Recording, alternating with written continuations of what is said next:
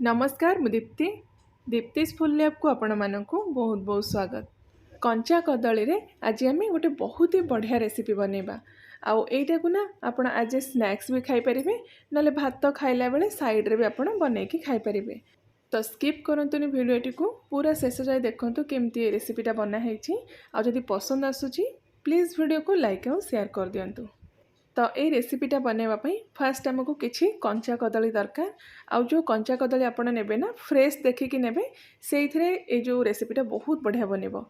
तो ये मुझे चारिटा कंचा कदली नहीं आपन को जी परिमाण में बनबार अच्छी से हिसाब से कंचा कदलीर परिमाण कम बेसी करके नहीं पारे।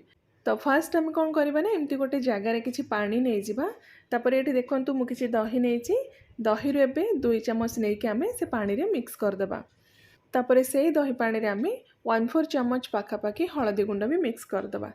तो कंचा कदली काटला बेले जदि एमती पानी रे आपण 1-2 चामच दही आउ अल्प टिके हलदी गुंड मिक्स करदेवे ना से जो पानी रे आपण कदली काटिकी पकेबे तो कदलीटा बिल्कुल आपणकर कला पड़बनी। तो नेक्स्ट आम कदलीर सबू चोपा बाहर करिकी कदली को अधा अधा इंच गैप रखिकी पतला पतला स्लाइस करके काटिदबा। तो ये आपड़ कदली को बेसी मोटा मोटा स्लाइस करके काटबेनि कि बेसी पतला स्लाइस भी करेंगे मीडियम थिकनेस रखिए पाखापाखि अधा इंच गैप गैप आप कदलीटा को स्लाइस करके काटिदेवे। ये देखूँ एतिक ही मोटा रखिए या बेसी पतला करेंगे कि बेसी मोटा भी रखिए। तो ये आम सब कदली को काटिकी जो पानी रे आम दही और हलदी गुंड मिक्स करते से पकईदबा। तो ये चारिटा जाक कदली को काटिकी मु पानी रे पकई देइछि। आ एमती जदि आपण कदलीटा को काटिकी 3-4 घंटा भी रखिए तथापि भी आपणकर कदली कला पड़बनी। तो एबे कदली सबू पानी आम बाहर करदे बा कदलीटा को एमती गोटे जगह को छाणिकी बाहर करदे से स्वाद हिसाब से लुण देदे। ये 1.5 चामच पाखापाखि मु लुण देइछि। तापर ये देखूँ भृसंग पत्र और कंचा लंका जी आप राग खाइबे से कंचा लंका और भृसंग पत्र नहीं हेमदस्तार छेचिदेवे आउ से छेचाटा को आम ये आड करवा। तो जो आप छेचिबे ना एमती टिके दरदरा रखिए पूरा पेस्ट बनइबेनी। तो ये पाखापाखि मु गोटे बड़ चामच आड करुच्ची तापर अधा चामच हलदी गुंड देदेबा ता सहित ये गोटे बड़ चामच देदेबा काश्मीरी लंका गुंड बहुत बढ़िया कलर आसिबो राग लंका गुंड भी दे पारिबे। तो नेक्स्ट आम ए गोटे बड़ चामच धनिया गुंड आड करवा ता सहित अधा छोट चामच आम ये मिक्स करवा गरम मसला गुंड आउ ये देखूँ बाइंडिंग आम ए 4 बड़ चामच पाखापाखि आड करवा चाउल चूना बा चाउल गुंड। ये मु रेडीमेड जोटा मार्केट रे अवेलेबल रोचे रेडीमेड चाउल चूनाटा आड करुच्ची। आपड़ चाहिए चाउल चूना जगह कॉर्नफ्लोर भी दे पारिबे नले मैदा भी दे पारिबे किंतु चाउल चूना रे तार जो क्रिस्पीनेसटा बहुत बढ़िया आसे। तो भल भाव एमती मिक्स करदेबा।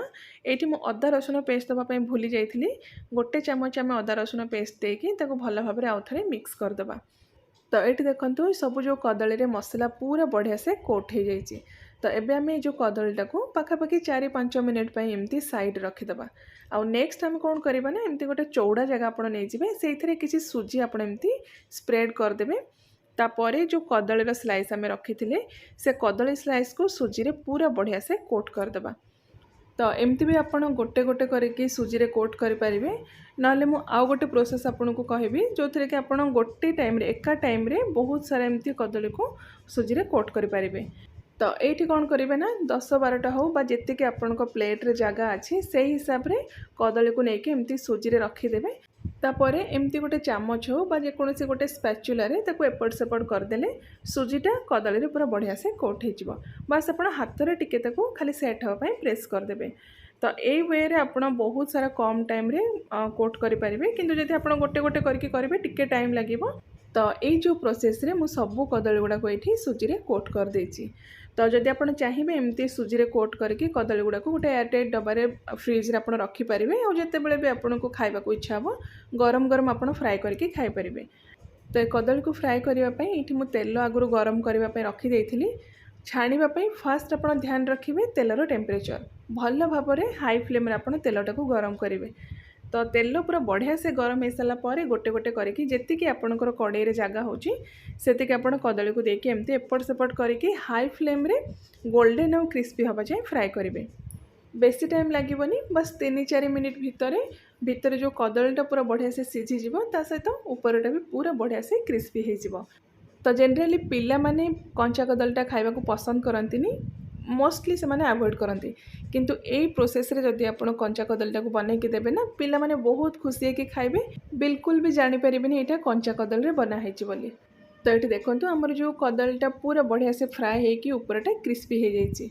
तो पूरा लास्ट आम कौन करवा ना देखो ये मुझे भृसंग पत्र नहीं बहुत सारा आप भृसंग पत्र ने आमती सुखिला ने पानी जमी लगे न तो किसी भृसंग पत्र से नहीं आम तेल में पकईकि एपट सेपट करदे जमी पत्रटा टिके क्रिस्पी हो। तो जो भृसंग पत्रटा आप तेल में पकेबे ना पूरा लास्ट रे पकेबे जितेबाला देखिए कदलीटा आपंकर फ्राए होगी क्रिस्पी हो पूरा रेडी हो देन पूरा लास्ट रे भृसंग पत्र पकईकि एपट सेपट करदे तापर तेलर भृसंग पत्र आउ कदली को बाहर करदे। तो ये आपन को गोटे प्रोब्लेम फेस करने को पड़े जितेबाला आपन कदली सबको फ्राए कर सारे ना तेल रे एमती ता तले सुजी अल्प किछि पड़ी रहबो। तो ये जो तेलटा पूरा जितेबाला ठंडा हो तेल को गोटे चा छणारे आपन छाणीदेवे से सुजीटा तेलर पूरा अलग हो नेक्स्ट आपन से तेलटा को यूज करें। तो ये आमर क्रिस्पी कदली फ्राए पूरा रेडी हो गला। यहाँ को आप एज ए स्नैक्स भी खाईपर केतबेले आपन को भात रे किछि छणा छणी खाइबा साइड रे इच्छा है तो जदि कदली अच्छी घरे यही वे रे थरे बनैकी खातु केमती लगिला आपणकर मतामत भी मो सहित शेयर करंतु। तो मु आउ थरे आपण समस्तक गोटे बहुत ही बढ़िया नुआ रेसिपी नहीं आसबि।